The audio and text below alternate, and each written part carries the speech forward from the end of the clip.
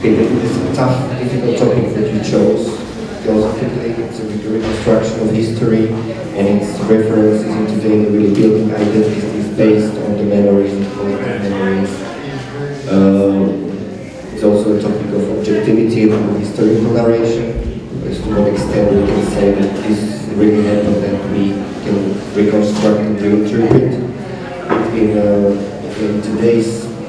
But you're also stating something about citing or quoting the past performances.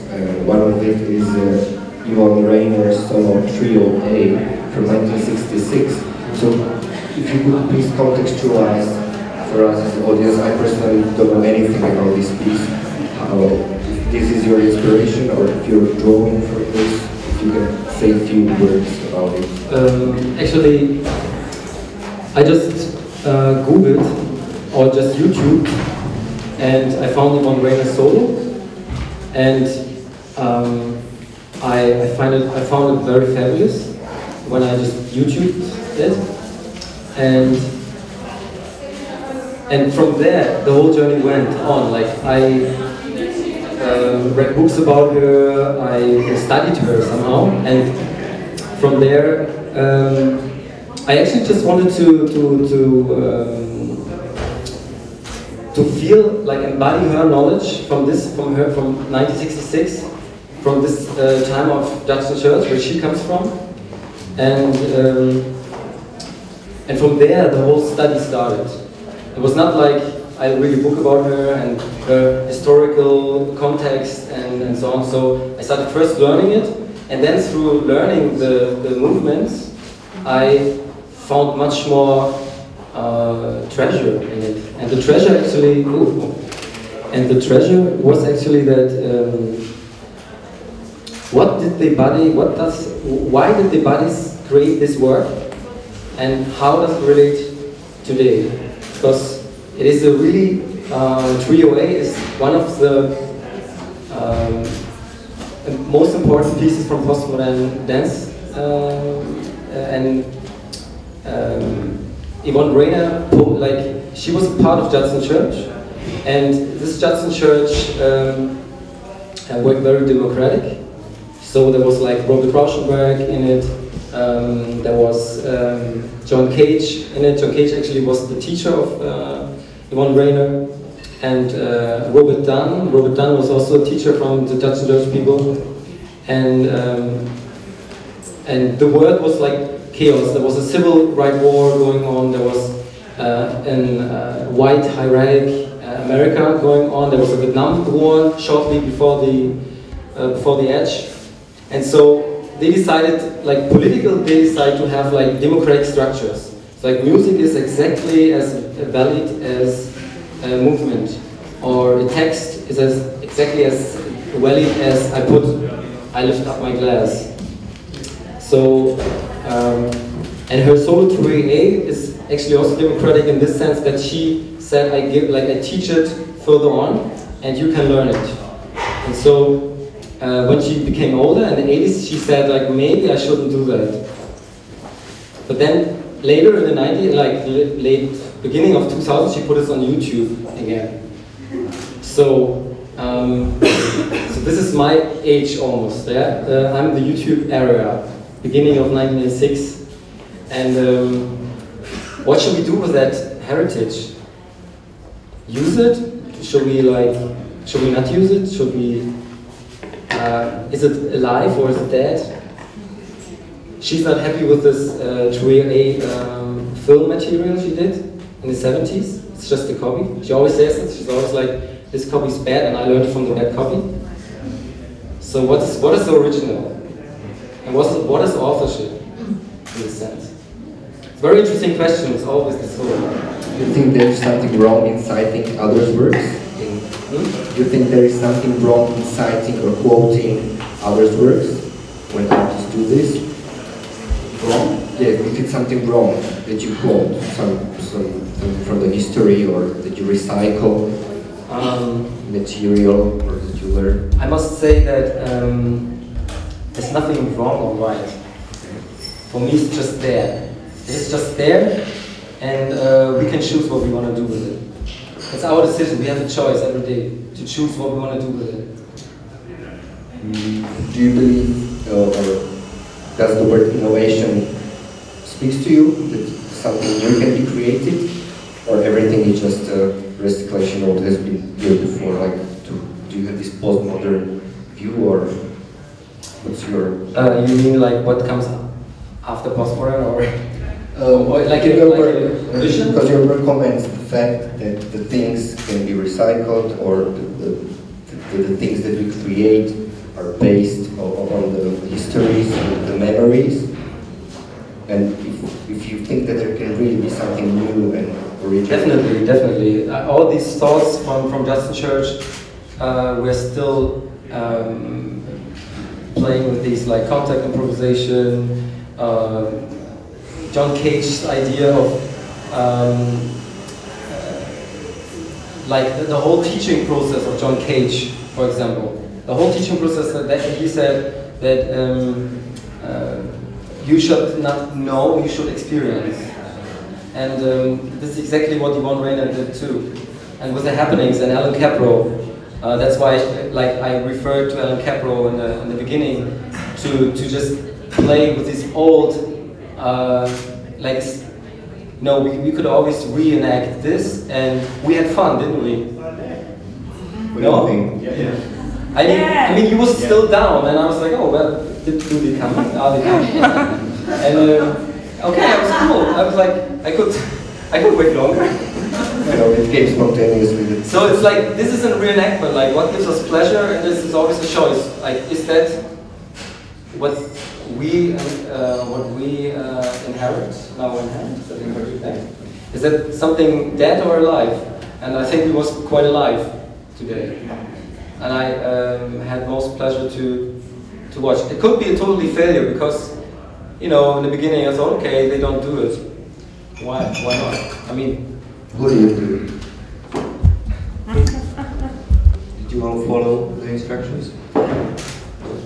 Okay, you have any questions to my performance? I have any. Did you see the Mary Bigman of Javier Barba? For sure you did. The Mary Bigman of Javier Barba? For sure you saw or you heard about it. I heard about it, but I didn't saw it. You didn't see it, so then it's. I should see it. No, it might be interesting for you, I think. Yeah. Yeah, like as I wrote here, there's nothing new to reenact history. Definitely. No, it's not really the action what is similar, but the attitude, how you do it, or somehow I don't know what you take out of this is similar. I would have been curious to hear what you thought about it. Sorry. More questions? Yeah, about the first part and the second part, maybe I should know, but I don't know. The first part, the instructions,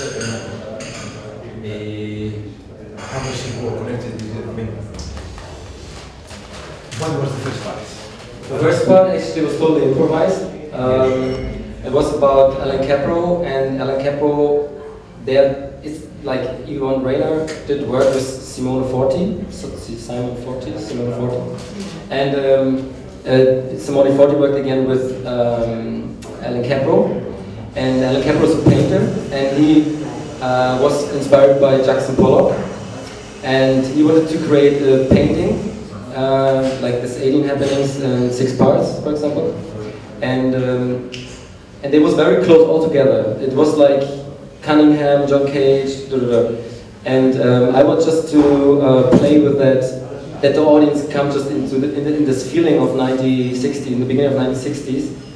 That was mostly the aim of it, and that I say I'm Yvonne Rainer, this is true, and so on. That somebody else, everybody could be Yvonne Rainer, everybody could be in 1996, and so on. So it's totally democratic, yeah, it's just a choice. Like trying to take us back to history in that part, or sorry? To taking us back to history? A little bit, yeah, it's a little trip back to history, but also it's our bodies. it's not just something old. It's just our bodies, we embody it, and that's why something new happens. And we all don't know what's going to happen. It can be totally failure, it can be totally work. For you, somebody clapping, somebody's not clapping, just somebody said, oh God, this old shit. I get some instructions. I don't care. The thing is, like, what do we do with it or not? And this is just something I wanted to share. That's all.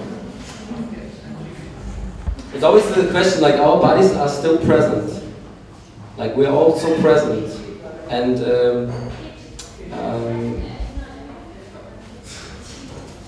what do we do with it? Cannot disappear. Anyone else? Yeah, I also think that the little game what we did here, it also changes the attitude, how we watch then the performance afterwards, because we experienced to be performers for a very short period of time. So that's also nice. Yeah, I just wanted to be a part of the whole group.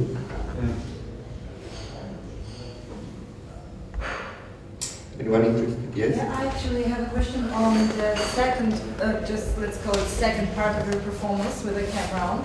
Are you aware that there was a piece in 2006 which was based actually on the same kind of, I don't know, system? It was a piece by Katarzyna Kozyra, Polish artist, which was called Faces. And we had the dancers wearing the cameras just like you, dancing, and the cameras on the huge screens were showing the faces of the dancers, and we also could watch them dancing. So it was basically what you did, and I was just curious if you were aware of that. I don't know her. Oh, but she works a lot in Germany. Really? What I was interested in actually, it's just the camera is self-made. Like, it's all self-made, it's just trash. And it's very cheap. What I was really interested in was just the fact that Yvonne Rainer didn't watch at the audience. She just, her whole solo is based on tasks and games, and she didn't want to add any drama on it. That's why somebody read the No Manifesto, no variety, no spectacle, and there was no beginning and ending, actually, and no climax. So I wanted just to stress that point that you all could see my eyes because she didn't want to see the audience. So to re-invest in that, to make it visible somehow. So it's not something, in effect, I don't care about this effect actually. That's why it looks all a little bit trashy. So otherwise I would have done it with a helmet and a €100 expensive, what is that, arm? Something like that. So I learned it from YouTube, and I'm a normal guy from this society, and I just want to figure it out. That's all. Yeah. Your turn. Your movement material, was that affected also by her, or was that a choreography? That's her choreography. Okay. Totally. What was the man's body? She was naked as well?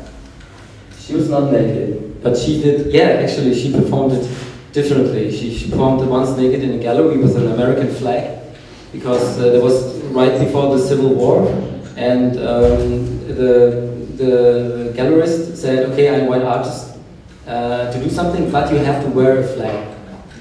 And then she said, okay, I have Trio A, and I put the American flag around, and she had 6 dancers, and she did Trio A in a gallery with this flag.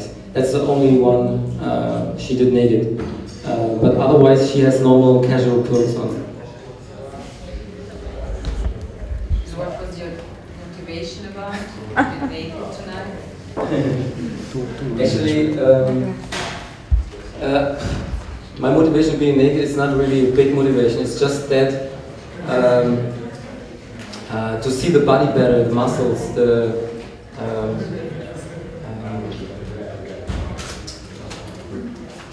I danced it once without, like, with normal casual clothes, and